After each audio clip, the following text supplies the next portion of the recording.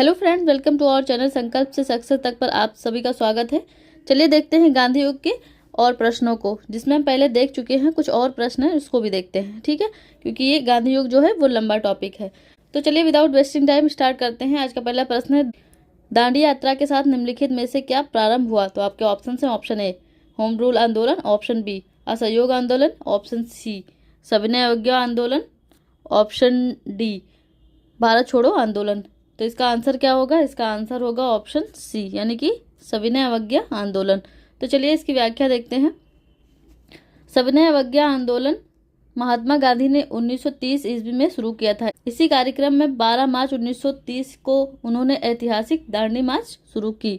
चलिए question number second देखते हैं। क्वेश्चन नंबर सेकंड है, गांधी जी के निम्नलिखित अनुयायियों में से कौन पेशे से शिक्षक थे? तो आपके ऑप्शन है, option A N Sinha, option B Brij Kishore Prasad, option C JP Kripalani, option D Rajendra Prasad. तो इसका आंसर क्या होगा? इसका आंसर होगा ऑप्शन सी, यानी कि जेवी कृपलानी। तो चलिए इसकी व्याख्या देखते हैं। गांधी जी के अनुयायियों में आचार्य जेवी कृपलानी पेशे से शिक्षक थे। भारतीय राजनीति में भीष्म कहे जाने वाले गांधीवादी नेता जेवी कृपलानी सोशलिस्ट पार्टी के संस्थापक थे।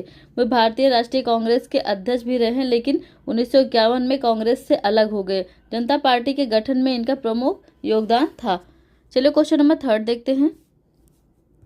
क्वेश्चन नंबर थर्ड है, निम्नलिखित में से किसके कारण सार्वजनिक रोष की लहर उभरी, जिसके फलस्वरूप जलियांवाला बाग में ब्रिटिश द्वारा जनसंहार की घटना घटी? तो आपके ऑप्शन है, option A the arms act, option be the public safety act, option see the Rowlatt act, option D the vernacular press act. तो इसका आंसर क्या होगा? इसका आंसर होगा ऑप्शन सी, यानी कि द रॉलेट एक्ट। तो चलिए इसकी व्याख्या देखते हैं। 10 दिसंबर 1917 को जस्टिस रॉलेट एक्ट की अध्यक्षता में एक राजद्रोह यानी कि सेडिशन जांच कमेटी की गठित की गई थी। इसने 15 अप्रैल 1918 को अपनी रिपोर्ट प्रस्तुत की, जिसके आधार पर 18 मार्च 1919 को जो कानून पास हुआ उसे रॉलेट एक्ट कहते हैं। रॉलेट एक्ट के विरोध में हड़तालें हुई, जुलूस निकाले गए तथा सभाएं हुई, लेकिन पंजाब में इसकी भीषण प्रतिक्रिया हुई। 9 अप्रैल को अमृतसर के दो नेता डॉक्टर सत्यपाल तथा डॉक्टर किचलू के नेतृत्व में एक विशाल जुलूस निकाला गया। इन्हें 10 अप्रैल 1919 को गिरफ्तार कर लिया गया तथा 13 अप्रैल 1919 को इनकी गिरफ्तारी के विरोध में अमृतसर के जलियांवाला बाग में एक विशाल सभा का आयोजन किया गया। आयोजन के समय ही पंजाब के लेफ्टिनेंट गवर्नर माइकल ओडायर ने निर्दोष जनता पर गोली चलवा दी। इस हत्याकांड की जांच के लिए 19 अक्टूबर 1919 को हंटर कमेटी, जिसमें 3 सदस्य भारतीय सर्जिमन सीतलवाड़, साहेबजादा सुल्तान अहमद एवं जगत नारायण थे, की नियुक्ति की गई, जिसकी रिपोर्ट 28 मई 1920 को प्रकाशित हुई। चलिए क्वेश्चन नंबर 4 देखते हैं। क्वेश्चन नंबर 4 है, जिया तरंग आंदोलन कहाँ प्रारंभ हुआ? तो आपके ऑप्शन है, ऑप्शन ए नागालैंड में, ऑप्शन बी मिजोरम में, ऑप्शन सी मणिपुर में, ऑप्शन डी उपरोक्त में से कोई नहीं। तो इसका आंसर क्या होगा? इसका आंसर होगा ऑप्शन ए, यानी कि नागालैंड में। तो चलिए इसकी व्याख्या देखते हैं। जिया तरंग आंदोलन रानी गैडिनेल्लू के नागालैंड में आरंभ किया गया था। रानी गैडिनेल्लू ने ब्रिटिश हुकूमत के विरुद्ध नागाओं को संगठित किया। इनका उग्रवादी राजनीतिक विद्रोह ऐसी शक्ति बन गया था कि इनके अनुयायियों को परास्त करने तथा उन्हें पकड़ने के लिए अंग्रेज सरकार को नियमित सैनिक टुकड़ियां तैनात करनी पड़ी। 1932 ईस्वी में रानी गैडिनेल्लू को गिरफ्तार कर लिया गया और उन्हें 14 वर्ष जेल में व्यतीत करने पड़े। 1937 ईस्वी में जब जवाहरलाल नेहरू असम गए तो वो इनकी गतिविधियों से इतने अधिक प्रभावित हुए कि उन्होंने इन्हें नागाओं की रानी कहकर पुकारा। चलिए क्वेश्चन नंबर 5 देखते हैं। क्वेश्चन नंबर 5 है, महात्मा गांधी द्वारा चलाया गया प्रथम जन आंदोलन था? तो आपके ऑप्शन है, ऑप्शन ए असहयोग आंदोलन, ऑप्शन बी नमक आंदोलन, ऑप्शन सी भारत छोड़ो आंदोलन, ऑप्शन डी नील आंदोलन। तो इसका आंसर क्या होगा? इसका आंसर होगा ऑप्शन ए, यानी कि असहयोग आंदोलन। तो चलिए इसकी व्याख्या देखते हैं। महात्मा गांधी द्वारा चलाया गया प्रथम जन आंदोलन असहयोग आंदोलन 1920 से 22 तक था। असहयोग आंदोलन के कार्यक्रम, उपाधियां एवं प्रशस्ति पत्रों का परित्याग, सरकारी शिक्षण संस्थाओं का बहिष्कार, कर की अदायगी नहीं करना था, विदेशी वस्तुओं का बहिष्कार, अदालतों का बहिष्कार आदि रचनात्मक कार्यक्रम, राष्ट्रीय शिक्षा पंचतंत्रों द्वारा निर्णय में बढ़ावा देने, खादी कार्यक्रम, हिंदू मुस्लिम एकता, अस्पृश्यता विरोधी आंदोलन चलाना था। मार्च 1921 तक यह आंदोलन पूरे देश में फैल गया। CR दास, मोतीलाल नेहरू, MR जयकर, वल्लभ भाई पटेल आदि लोगों ने वकालत छोड़ दी। एक तिलक स्वराज कोष भी बनाया गया। इस आंदोलन का एक अत्यंत लोकप्रिय कार्यक्रम था ताड़ी की दुकान पर धरना। नवंबर 1921 में प्रिंस ऑफ वेल्स बम्बई आए और उनका स्वागत हड़ताल से हुआ। 5 फरवरी 1922 को चौरा चौरी जिला गोरखपुर नामक स्थान पर हिंसक भीड़ ने थाना जला दिया। इसमें 21 सिपाही जलकर मर गए। इस घटना से दुखी होकर गांधी जी ने 12 फरवरी 1922 को असहयोग आंदोलन वापस ले लिया। चलिए क्वेश्चन नंबर 6 देखते हैं। क्वेश्चन नंबर 6 है, भारत छोड़ो आंदोलन के दौरान समांतर सरकार का गठन कहाँ किया गया था? तो आपके ऑप्शन है, option A Allahabad, option B Lucknow, option C Ballia, option D Delhi. तो इसका आंसर क्या होगा? इसका आंसर होगा ऑप्शन सी यानी कि बलिया। तो चलिए इसकी व्याख्या देखते हैं।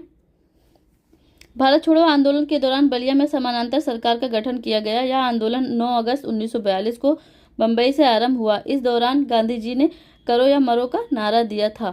चलिए क्वेश्चन नंबर 7 देखते हैं।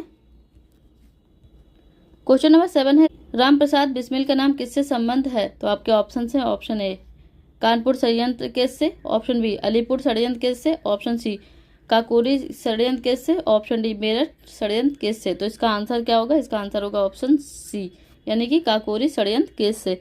तो चलिए इसकी व्याख्या देखते हैं। राम प्रसाद बिस्मिल भारत के महान क्रांतिकारी व स्वतंत्रता सेनानी थे। इन्होंने अंग्रेजों के खिलाफ 1925 के काकोरी षड्यंत्र केस में भाग लिया था। बिस्मिल अक्टूबर 1924 ईस्वी में स्थापित हिंदुस्तान रिपब्लिकन एसोसिएशन के एक संस्थापक सदस्य भी थे। चलिए क्वेश्चन नंबर 8 देखते हैं।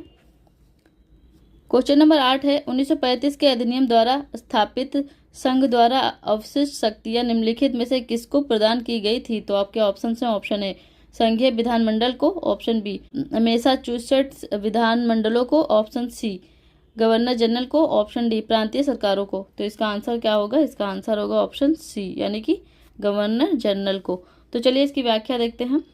1935 के भारत शासन अधिनियम के अंतर्गत अवशिष्ट शक्तियां गवर्नर जनरल में निहित थी। चलिए क्वेश्चन नंबर 9 देखते हैं।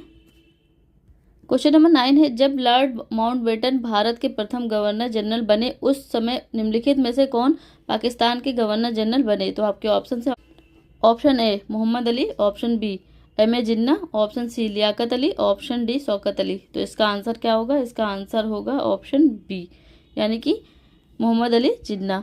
तो चलिए इसकी व्याख्या देखते हैं। विभाजन के बाद मोहम्मद अली जिन्ना स्वतंत्र पाकिस्तान के प्रथम गवर्नर जनरल बने। वह चौधरी लियाकत अली खां देश के प्रथम प्रधानमंत्री बने। चलिए क्वेश्चन नंबर 10 देखते हैं। क्वेश्चन नंबर 10 है, निम्नलिखित आयोग समितियों में से किस एक की नियुक्ति ब्रिटिश सरकार द्वारा जलियांवाला बाग हत्याकांड की जांच के लिए की गई थी? तो आपके ऑप्शन है, ऑप्शन ए वेल्बी आयोग, ऑप्शन बी हंटर समिति, ऑप्शन सी साइमन आयोग, ऑप्शन डी बटलर समिति। तो इसका आंसर क्या होगा? इसका आंसर होगा ऑप्शन बी यानी कि हंटर समिति। चलिए क्वेश्चन नंबर 11 देखते हैं। क्वेश्चन नंबर 11 है, महात्मा गांधी से संबंधित अहिंसा एवं संविधान अवज्ञा आंदोलन सिद्धांत किनकी कृतियों से प्रभावित है? तो आपके ऑप्शन है, option A Churchill Irwin Tolstoy, option B Ruskin Tolstoy Thoreau, option C Cripps Tolstoy Hobbes, option D उपरोक्त में से कोई नहीं। तो इसका आंसर क्या होगा? इसका आंसर होगा ऑप्शन बी यानी कि रस्किन टॉलस्टॉय और थोरू। तो चलिए इसकी व्याख्या देखते हैं। महात्मा गांधी रस्किन टॉलस्टॉय की रचनाओं को अपना आदर्श मानते थे। दक्षिण अफ्रीका में उन्होंने रस्किन आश्रम की स्थापना की थी। चलिए क्वेश्चन नंबर 12 देखते हैं। क्वेश्चन नंबर 12 है, निम्नलिखित में से किसने 13 दिसंबर 1946 को संविधान सभा में उद्देश्य संकल्प प्रस्ताव पारित किया जो भारत के संविधान की उद्देशिका प्रियम्बल का आधार बना? तो आपके ऑप्शन है, option A doctor BR Ambedkar, option B doctor Rajendra Prasad, option C Sardar Vallabh Bhai Patel, option D Pandit Nehru. तो इसका आंसर क्या होगा? इसका आंसर होगा ऑप्शन डी यानी कि पंडित नेहरू। तो चलिए इसकी व्याख्या देखते हैं। संविधान सभा की पहली बैठक 9 दिसंबर 1946 को प्रारंभ हुई। मुस्लिम लीग के सदस्यों ने संविधान सभा की बैठक का बहिष्कार करने की घोषणा की। संविधान सभा की कार्यवाही 13 दिसंबर 1946 को पंडित जवाहरलाल नेहरू द्वारा पेश किए गए प्रस्ताव के साथ प्रारंभ हुई। चलिए क्वेश्चन नंबर 13 देखते हैं। क्वेश्चन नंबर 13 है, निम्नलिखित में से कौन संविधान सभा का सदस्य नहीं था? तो आपके ऑप्शन है, ऑप्शन ए Sardar Vallabh Bhai Patel, option B K M. Munshi, option C Loknayak Jayaprakash Narayan, option D उपरोक्त में से कोई नहीं। तो इसका आंसर क्या होगा? इसका आंसर होगा ऑप्शन सी, यानी कि लोकनायक जयप्रकाश नारायण। तो चलिए इसकी व्याख्या देखते हैं। जयप्रकाश नारायण संविधान सभा के सदस्य नहीं थे। के.एम. मुंशी तथा सरदार वल्लभ भाई पटेल संविधान सभा के सदस्य थे। चलिए क्वेश्चन नंबर 14 देखते हैं। क्वेश्चन नंबर 14 है, निम्नलिखित में से कौन 1919 ईस्वी में दिल्ली में हुए अखिल भारतीय खिलाफत सम्मेलन का अध्यक्ष चुना गया था? तो आपके ऑप्शन हैं, option A Motilal Nehru, option B Mahatma Gandhi, option C Mohammad Ali Jinnah, option D Pandit Jawaharlal Nehru. तो इसका आंसर क्या होगा? इसका आंसर होगा ऑप्शन बी, यानी कि महात्मा गांधी। तो चलिए इसकी व्याख्या देखते हैं। 1919 ईस्वी को हिंदू मुसलमानों की एक संयुक्त कॉन्फ्रेंस हुई जिसकी अध्यक्षता महात्मा गांधी ने की। यह सम्मेलन दिल्ली में आयोजित किया गया था। चलिए क्वेश्चन नंबर 15 देखते हैं। क्वेश्चन नंबर 15 है, निम्नलिखित में से किस वर्ष all India trade union Congress का बंबई में गठन हुआ था?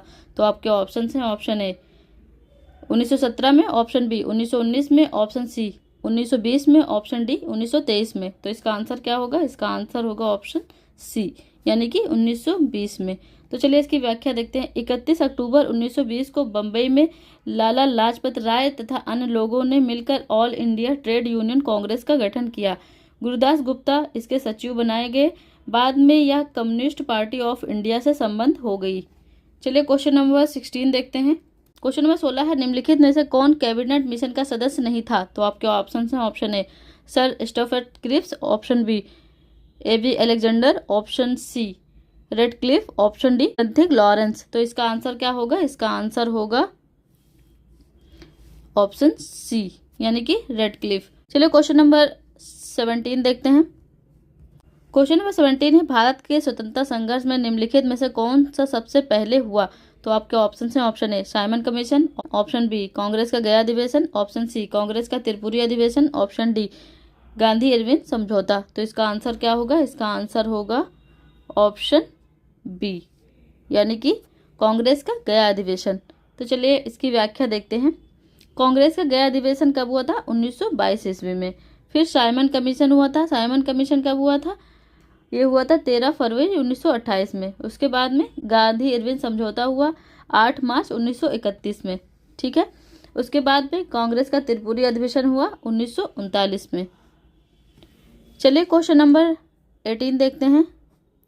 क्वेश्चन नंबर 18 है, आज़ाद हिंद फौज की महिला रेजिमेंट रानी झांसी रेजिमेंट किसके कमांड में थी? तो आपके ऑप्शन हैं, option A Annie Besant, option B Annie Mascarene, option C Arora Asaf Ali, option D Lakshmi Sehgal. तो इसका आंसर क्या होगा? इसका आंसर होगा ऑप्शन डी, यानी कि लक्ष्मी सहगल।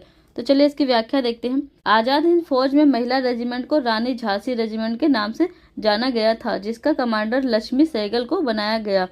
चलिए क्वेश्चन नंबर 19 देखते हैं। क्वेश्चन नंबर 19 है, निम्नलिखित में से कौन स्वतंत्रता सेनानी भारतीय विद्या भवन की स्थापना से संबंध था? तो आपके ऑप्शन हैं, option A Rabindranath Tagore, option B Acharya Narendra Dev, option C K M. Munshi, option D J B. Kripalani. तो इसका आंसर क्या होगा? इसका आंसर होगा ऑप्शन सी, यानी कि के.एम. मुंशी। तो चलिए इसकी व्याख्या देखते हैं। भारतीय विद्या भवन की स्थापना के.एम. मुंशी ने 7 नवंबर 1938 में की। के.एम. मुंशी ने भारतीय शिक्षा तथा संस्कृति को बढ़ावा देने के लिए गांधी जी की प्रेरणा से भारतीय विद्या भवन की स्थापना की थी। चलिए क्वेश्चन नंबर 20 देखते हैं। क्वेश्चन नंबर 20 है, 1939 ईस्वी में कांग्रेस के अध्यक्षता के लिए महात्मा गांधी ने निम्नलिखित में से किसको सुभाष चंद्र बोस के विरुद्ध नामित किया था? तो आपके ऑप्शन हैं, option A Jawaharlal Nehru, option B Pattabhi Sitaramayya, option C Govind Ballabh Bhai Patel, option D Sardar Vallabh Bhai Patel. तो इसका आंसर क्या होगा? इसका आंसर होगा ऑप्शन बी, यानी कि पट्टाभी सीतारमैया। तो चलिए इसकी व्याख्या देखते हैं। 1939 ईस्वी में त्रिपुरी कांग्रेस अधिवेशन में अध्यक्षता के लिए हुए चुनाव में महात्मा गांधी ने पट्टाभी सीतारमैया को सुभाष चंद्र बोस के विरुद्ध नामित किया था। चलिए क्वेश्चन नंबर 21 देखते हैं। क्वेश्चन नंबर 21 है, निम्नलिखित में से किस एक भारतीय रियासत ने 15 अगस्त 1947 को भारतीय संघ में अधिमिलन किया? तो आपके ऑप्शन है option A Hyderabad, option B Junagadh, option C Andhra Pradesh, option D Mysore. तो इसका आंसर क्या होगा? इसका आंसर होगा ऑप्शन डी यानी कि मैसूर। तो चलिए इसकी व्याख्या देखते हैं। मैसूर के तत्कालीन शासक जयराम राजेंद्र वडियार ने 15 अगस्त 1947 को मैसूर रियासत के भारत में विलय को स्वीकार किया। उसे उस वक्त रियासत का राज प्रमुख गवर्नर बनाया गया। 1950 ईस्वी में राज प्रमुख पद समाप्त होने के बाद मैसूर में राज्यपाल की नियुक्ति हुई। चलिए क्वेश्चन नंबर 22 देखते हैं। क्वेश्चन नंबर 22 है, भारत में वर्ष 1946 में लॉर्ड बेवेल ने किसको अंतरिम सरकार गठित करने के लिए आमंत्रित किया था? तो आपके ऑप्शन है option A C Rajagopalachari, option B Jagjivan Ram, option C Jawaharlal Nehru, option D Rajendra Prasad. तो इसका आंसर क्या होगा? इसका आंसर होगा ऑप्शन सी यानी कि जवाहरलाल नेहरू। तो चलिए इसकी व्याख्या देखते हैं। 1946 ईस्वी में लॉर्ड बेवेल भारत में ब्रिटिश वायसराय था। उसने जवाहरलाल नेहरू को अंतरिम सरकार गठन के लिए आमंत्रित किया था। चलिए क्वेश्चन नंबर 23 देखते हैं। 23 है, द्वितीय गोलमेज सम्मेलन में भारतीय राष्ट्रीय कांग्रेस का प्रतिनिधित्व किसने किया? तो आपके ऑप्शन है option A Jawaharlal Nehru, option B Mohandas Karamchand Gandhi, option C Rajendra Prasad, option D BR Ambedkar. तो इसका आंसर क्या होगा? इसका आंसर होगा ऑप्शन बी यानी कि मोहनदास करमचंद गांधी। तो चलिए इसकी व्याख्या देखते हैं। द्वितीय गोलमेज सम्मेलन 7 सितंबर से 1 दिसंबर 1931 तक लंदन में हुआ था। इस सम्मेलन में भारतीय राष्ट्रीय कांग्रेस का प्रतिनिधित्व गांधी जी ने किया था। इसी दौरान लॉर्ड वेलिंगटन वायसराय बना। फलस्वरूप इरविन गांधी पैक्ट का उल्लंघन प्रारंभ हो गया, लेकिन गांधी जी को वायसराय ने शिमला बुलाकर राजी कर लिया था। चलिए क्वेश्चन नंबर 24 देखते हैं।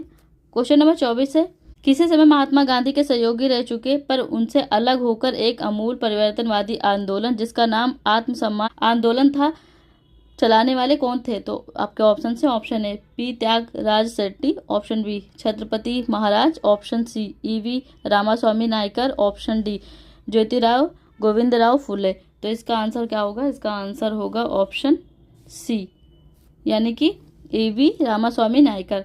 तो चलिए इसकी व्याख्या देखते हैं। तमिलनाडु के दलित नेता EV रामास्वामी पेरियार ने 1925 ईस्वी में आत्मसम्मान आंदोलन की शुरुआत की। इसमें ब्राह्मणों की प्रभुत्व वर्चस्व के खिलाफ बयानबाजी को अपनाकर मंदिरों में प्रवेश लक्ष्य बनाया था। इसमें हिंदू देवी देवताओं के खिलाफ भी उग्र विरोध किया गया था। चलिए क्वेश्चन नंबर 25 देखते हैं। क्वेश्चन नंबर 25 है, चंपारण संघर्ष के दौरान महात्मा गांधी के साथ कौन कौन शामिल थे? तो आपके ऑप्शन है ऑप्शन ए वल्लभ भाई पटेल व Vinoba Bhave, option B Napoleon, Nehru तथा राजेंद्र प्रसाद, ऑप्शन सी राजेंद्र प्रसाद, वर्गीस नारायण सिंह, ऑप्शन डी महादेव देसाई तथा मणिबेन पटेल। तो इसका आंसर क्या होगा? इसका आंसर होगा ऑप्शन सी यानी कि राजेंद्र प्रसाद तथा वर्गीस नारायण सिंह। तो चलिए इसकी व्याख्या देखते हैं। 1917 ईस्वी में चंपारण के एक किसान राजकुमार शुक्ल ने गांधी जी को चंपारण आने का आग्रह किया। चंपारण में गांधी जी के सहयोगी बाबू राजेंद्र प्रसाद, JV कृपलानी, महादेव देसाई, मजहरुल हक, नरहरि पारिख, विजय कुमार व अनुग्रह नारायण सिंह थे। चलिए क्वेश्चन नंबर 26 देखते हैं। क्वेश्चन नंबर 26 है, रोलेट एक्ट 1919 ब्रिटिश सरकार को अधिकृत करता था। तो आपके ऑप्शन है ऑप्शन ए भारतीयों की धर्म की स्वतंत्रता को कम करने के लिए, ऑप्शन बी किसी औद्योगिक इकाई को स्वेच्छा से बंद करने के लिए, ऑप्शन सी 1921 तक सभी राजनीतिक बंदियों को रिहा करने के लिए, ऑप्शन डी बिना परीक्षण के किसी भी व्यक्ति को किसी भी समय एक बंधक बनाने के लिए। तो इसका आंसर क्या होगा? इसका आंसर होगा ऑप्शन डी। चलिए क्वेश्चन नंबर 27 देखते हैं। क्वेश्चन नंबर 27 है, गांधी जी ने 1930 ईस्वी में दांडी मार्च का आयोजन किया था। तो आपके ऑप्शन है ऑप्शन ए अल्पसंख्यक पर अत्याचार के खिलाफ, ऑप्शन बी हरिजनों पर अत्याचार के खिलाफ, ऑप्शन सी सांप्रदायिक अवार्ड के खिलाफ, ऑप्शन डी नमक के ऊपर कर लगाने के खिलाफ। तो इसका आंसर क्या होगा? इसका आंसर होगा ऑप्शन डी यानी कि नमक के ऊपर कर लगाने के खिलाफ। चलिए क्वेश्चन नंबर 28 देखते हैं। क्वेश्चन नंबर 28 है, क्वेश्चन नंबर 28 है, नमक सत्याग्रह दांडी यात्रा पर सरकार की तात्कालिक प्रक्रिया थी। तो आपके ऑप्शन है ऑप्शन ए कांग्रेस पर प्रतिबंध लगा दिया गया, ऑप्शन बी इसे गंभीरता से नहीं लिया गया, ऑप्शन सी सरकार ने दमनात्मक उपयोग का सहारा लिया, ऑप्शन डी वह अपनी रक्षा में लग गई। तो इसका आंसर क्या होगा? इसका आंसर होगा ऑप्शन बी यानी कि इसे गंभीरता से नहीं लिया गया। तो चलिए इसकी व्याख्या देते हैं। एक अंग्रेजी समाचार संवाददाता ने नमक सत्याग्रह की खिल्ली उड़ाई और कहा कि क्या एक सम्राट को केतली में पानी उबालने से हराया जा सकता है। इसी प्रकार कलकत्ता के समाचार पत्र स्टेटमैन ने व्यंग कहा कि गांधी महोदय समुद्री जल को तब तक उबाल सकते हैं जब तक कि डोमिनियन स्टेटस नहीं मिल जाता। अंग्रेज सरकार ने भी शुरू में इसे गंभीरता से नहीं लिया। चलिए क्वेश्चन नंबर 29 देखते हैं। क्वेश्चन नंबर 29 है, महात्मा गांधी ने 1922 ईस्वी में असहयोग आंदोलन क्यों वापस ले लिया था। तो आपके ऑप्शन है ऑप्शन ए, अधिकतर नेता गिरफ्तार कर लिए गए थे तथा वो जेल में थे। ऑप्शन बी, अंग्रेज मांगे मानने को तैयार हो गए थे। ऑप्शन सी, चोरा चोरी में हुई हिंसा के कारण। ऑप्शन डी, उन्हें आंदोलन की सफलता की कोई संभावना नहीं दिखी। तो इसका आंसर क्या होगा, इसका आंसर होगा ऑप्शन सी, चोरी चोरा में हुई हिंसा के कारण। तो चलिए इसकी व्याख्या देखते हैं। ब्रिटिश प्रधानमंत्री रैमजे मैकडोनाल्ड ने 16 अगस्त 1932 को सांप्रदायिक निर्णय प्रस्तुत किया जिसका उद्देश्य भारत के राष्ट्रीय आंदोलन को कमजोर करना था। उस निर्णय के द्वारा भारतीय हरिजनों को हिंदुओं से पृथक निर्वाचन का अधिकार प्रदान किया गया था। इसके विरोध में गांधी जी ने पुणे में यरवदा जेल में आमरण अनशन किया था। चलिए क्वेश्चन नंबर 30 देखते हैं। क्वेश्चन नंबर 30 है, महात्मा गांधी ने खिलाफत आंदोलन का समर्थन क्यों किया। तो आपके ऑप्शन है ऑप्शन ए, खलीफा ने क्रांतिकारियों को शरण दी थी। ऑप्शन बी, गांधी जी ने अंग्रेजों के खिलाफ अपने आंदोलन में भारतीय मुसलमानों का सहयोग प्राप्त करना चाहा था। ऑप्शन सी, खलीफा ने भारत के स्वतंत्रता आंदोलन का समर्थन किया। ऑप्शन डी, खलीफा गांधी जी के अच्छे मित्र थे। तो इसका आंसर क्या होगा, इसका आंसर होगा ऑप्शन बी, यानी कि गांधी जी ने अंग्रेजों के खिलाफ अपने आंदोलन में भारतीय मुसलमानों का सहयोग प्राप्त करना चाहा था। तो ये रहे आज के इंपॉर्टेंट क्वेश्चन। आज का हमारा मॉडर्न इंडियन हिस्ट्री कंप्लीट हो चुका है। मिलते हैं एक नए सब्जेक्ट के साथ, तब तक के लिए bye bye, good night, take care, सब खैर।